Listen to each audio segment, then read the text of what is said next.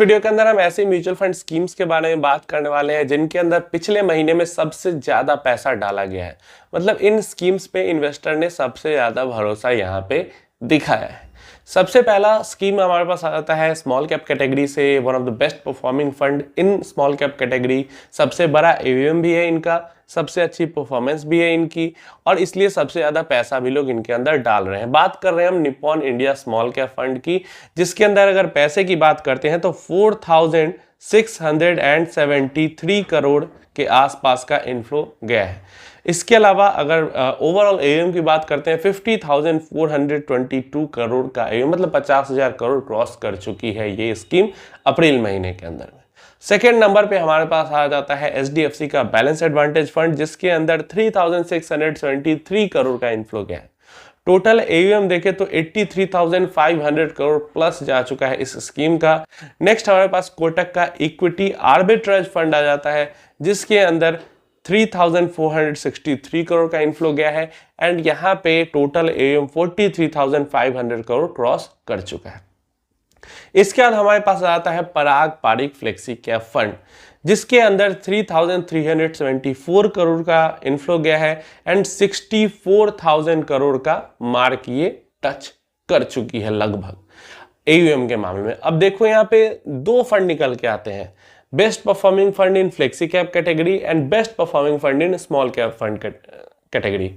अब यहाँ पे ये दोनों ही फंड ऐसे हैं, Parag Parikh flexi cap fund and Nippon India small cap fund, जिनके बारे में ज्यादातर यूट्यूब पे वीडियोस आपको मिलेंगे। यूट्यूबर या एक्सपर्ट्स बोलते रहेंगे कि इनका एयूएम बहुत बढ़ चुका है, एसेट अंडर मैनेजमेंट बहुत बढ़ चुका है और अब ये रिटर्न्स अच्छे नहीं देंगे। लेकिन हमें देखने को मिल रहा है शॉर्ट टर्म से लेकर लॉन्ग टर्म में ये दोनों ही स्कीम अच्छा परफॉर्म भी कर रही है, रिटर्न अच्छा बना के भी इन्वेस्टर को दे रही है, एयूएम भी इतना बड़ा हो चुका है फिर भी, और इस कारण से ज्यादा पैसे भी इन्वेस्टर्स इनके अंदर इन्वेस्ट कर रहे हैं। और इसीलिए मैं हमेशा कहता हूं एयूएम का रिटर्न से लेना देना नहीं है इन सब कैटेगरी में, flexi cap category, multi cap category, small cap category, इनके अंदर ज्यादा एयूएम होने से फर्क नहीं पड़ता, क्योंकि यहाँ पे अपॉर्चुनिटी, नंबर ऑफ अपॉर्चुनिटीज बहुत ज्यादा होती है। लार्ज कैप के अंदर, मिड कैप के अंदर, फोकस्ड फंड्स, ये सब के अंदर थोड़ा सा दिक्कत होता है। इसके बाद हमारे पास आता है दो मिड कैप कैटेगरी से फंड्स, एचडीएफसी का mid cap fund and Kotak का मिड कैप फंड। अगर बात करते हैं कोटक के मिड कैप फंड की तो यहाँ पे 3,014 करोड़ का इनफ्लो गया है एंड एचडीएफसी के अंदर में 2,995 करोड़। तो लगभग दोनों ही मिड कैप फंड्स के अंदर 3-3 हजार करोड़ का इनफ्लो गया है। अगर बात करते हैं कोटक की तो 42,700 करोड़ के पास टोटल एयूएम जा चुका है एंड अगर एचडीएफसी के मिड कैप फंड की बात करते हैं तो 63,400 करोड़ प्लस का एयूएम इनका टोटल हो चुका है। नेक्स्ट हमारे पास आता है स्मॉल कैप कैटेगरी से एक fund, quant small cap fund, जिसके अंदर 2,815 करोड़ का इनफ्लो गया है एंड फाइनली क्वांट 20,000 करोड़ के एयूएम को भी क्रॉस कर चुका है। बहुत जल्दी 1-2 महीने के अंदर में ही लगता है ये एसबीआई को भी क्रॉस कर जाएगी और देन पता है आपको ऊपर की तरफ भागना है इसको।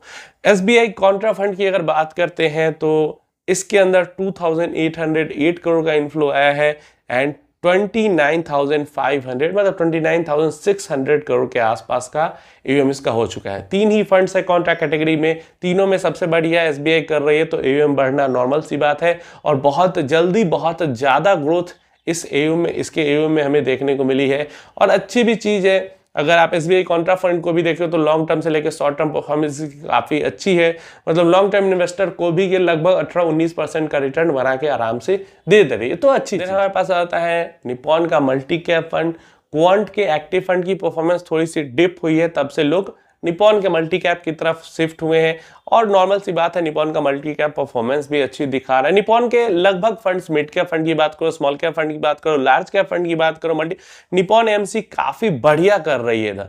तो मल्टी कैप के अंदर 2,754 करोड़ का इनफ्लो आया है और टोटल एयूएम 30,500 करोड़ प्लस जा चुका है निप्पॉन मल्टी कैप फंड का। इसके भी मल्टी कैप फंड में एयूएम की ग्रोथ काफी तेजी से हमें देखने को मिली है। इसके बाद हमारे पास एसबीआई का स्मॉल कैप फंड आता है। अभी एसबीआई के स्मॉल कैप फंड की बात कर रहे थे, 2,324 करोड़ का इनफ्लो आया। इसके अंदर टोटल एयूएम जो है वो 27,800 करोड़ के पास यहाँ पे पहुंच चुकी है।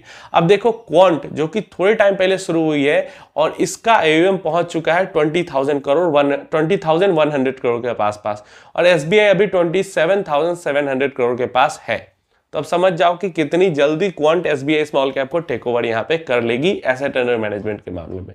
अब इसके बाद हमारे पास दो म्यूचुअल फंड आते हैं एचडीएफसी से। एचडीएफसी का small cap fund and HDFC का फ्लेक्सी कैप फंड। अगर स्मॉल कैप फंड की बात करते हैं तो 2111 करोड़ का इनफ्लो आया है। अगर फ्लेक्सी कैप फंड की बात करते हैं तो 2034 करोड़ का इनफ्लो है। टोटल एयूएम की बात करते हैं तो जो स्मॉल कैप स्कीम है वो 29,700 करोड़ के पास है एंड अगर फ्लेक्सी कैप की बात करते हैं तो 52,900 करोड़ के आसपास का टोटल एयूएम इसका हो चुका है। एचडीएफसी के भी फंड रिसेंट में हमने देखा कि ठीक ठाक सा परफॉर्म कर रहे थे और इसीलिए एचडीएफसी के लगभग सारे फंड्स के अंदर ही इनफ्लोज अच्छे खासे इंप्रूव हुए हैं। इसके बाद हमारे पास निपॉन का मिड कैप फंड आ जाता है, निपॉन इंडिया ग्रोथ फंड, और इस स्कीम के अंदर 2025 करोड़ का इनफ्लो आया है और यहाँ पे 26,821 करोड़ का टोटल एयूएम हो चुका है निपॉन इंडिया ग्रोथ फंड का। इसके बाद हमारे पास आईसीआईसीआई का प्रो इक्विटी आर्बिट्राज फंड आ जाता है। ये लास्ट फंड है आज का हमारा। 2003 करोड़ का इनफ्लो इसके अंदर में गया है और टोटल एयूएम 19,732 करोड़ का हो चुका है। तो अगर यहाँ पे हम देखते हैं तो 2-4 फंड्स हमें हाइब्रिड आर्बिट्राज कैटेगरी के देखने को मिल जाते हैं, नहीं तो ज्यादातर फंड्स यहाँ पे प्रॉपर इक्विटी में इन्वेस्ट करने वाले फंड्स ही हैं। हमें देखने को मिला है कि इस महीने में जो डोमिनेंस है वो निपॉन एएमसी का ज्यादा हमें देखने को मिला है। निपॉन एसेट मैनेजमेंट कंपनी का, इसका मिड कैप फंड, इसका मल्टी कैप फंड, इसका स्मॉल कैप फंड, सब के अंदर काफी अच्छा इनफ्लो गया है। हमें देखने को मिला है कि अप्रैल महीने में क्वांट के फंड्स के अंदर उतना ज्यादा डोमिनेंस नहीं है। मिड कैप कैटेगरी में भी क्वांट के मिड कैप में सबसे ज्यादा इनफ्लो नहीं आया है। फ्लेक्सी कैप में भी क्वांट के फ्लेक्सी कैप में ज्यादा इनफ्लो नहीं है। सिर्फ स्मॉल कैप कैटेगरी में है कि क्वांट स्मॉल कैप के अंदर अच्छा इनफ्लो आया है। रीजन जो भी हो, क्योंकि फ्लेक्सी कैप में हमने देखा कि Parag Parikh flexi cap, HDFC flexi cap है लेकिन क्वांट फ्लेक्सी कैप नहीं है। मिड कैप में हमने देखा कोटक मिड कैप है, निपॉन मिड कैप है और यहाँ पे एचडीएफसी का भी मिड कैप है लेकिन क्वांट का मिड कैप नहीं है। तो ये सारी चीजें हमें देखने को मिलती है और टाइम ऐसे ही चेंज करते रहता है। जिधर रिटर्न्स जिस समय में ज्यादा बनते हैं इन्वेस्टर उधर उतना पैसा डालते हैं। पर अच्छी चीज ये हमें देखने को मिली है कि ज्यादातर जो फंड्स यहाँ पे हमें देखने को मिले हैं वो सब अपनी कैटेगरी में बढ़िया परफॉर्मेंस दिखा रहे हैं। न्यूज का या ओवर एनालिसिस का असर लोगों पे नहीं दिख रहा है। जो फंड्स अच्छा कर रहे हैं उनके अंदर अच्छा पैसा जा रहा है। आपके पोर्टफोलियो में इनमें से कोई फंड है या नहीं है बताना। और मैं डिस्क्लेमर के लिए बता देता हूं कि मैं तो हूं ही Nippon small cap and Quant small cap fund के अंदर इन्वेस्टेड। बाकी आप अपना पोर्टफोलियो के अंदर बताना कि इनमें से कोई स्कीम है या नहीं।